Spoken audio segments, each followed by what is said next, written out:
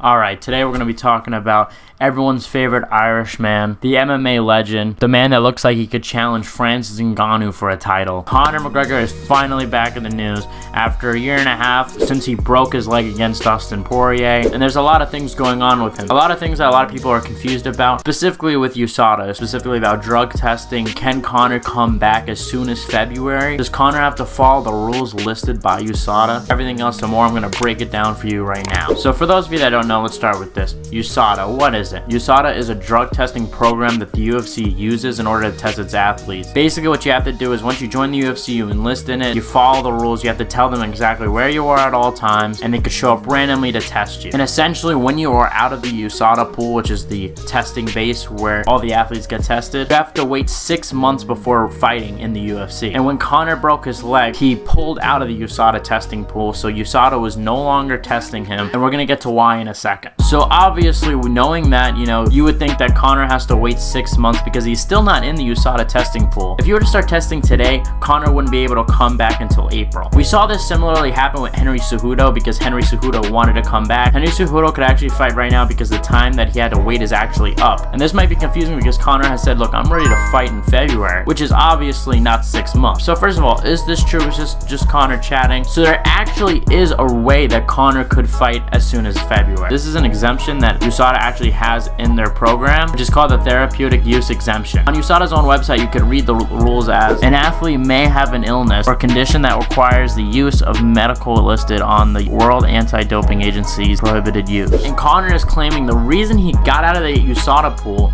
was because he had to take something that helped his leg heal. Now, obviously, breaking your leg is a horrific injury, which there are drugs out there that can help speed up the process, get those bones to start joining together again. When you look at Chris Weidman, he still isn't able to fight. He broke his leg way earlier than Conor, but Conor is kicking now. You've seen him kick, you've seen him roll. He's doing a lot better. Some people, for example, like Anthony Smith, are very upset about this because they're like, hey, Conor could be taking anything. Conor could be on steroids right now, and it's very concerning. Now, do I think Conor's on steroids?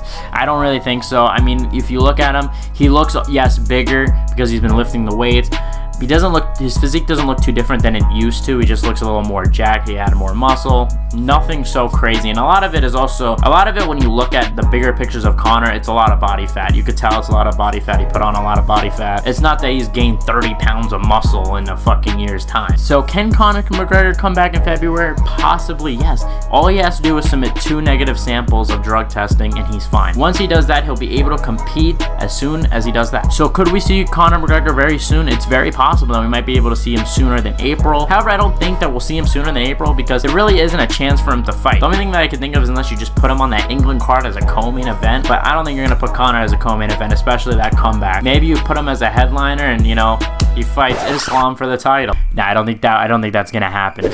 Look, crazier things have happened, but to answer everyone's questions, yes, Conor could come back sooner than the 6-month waiting period. Anyway, guys, I hope you guys enjoyed this video. Please leave a like if you did, and I did a lot of research on this, so please subscribe, like, comment, share. Thank you guys for watching. I'll see you guys in the next one.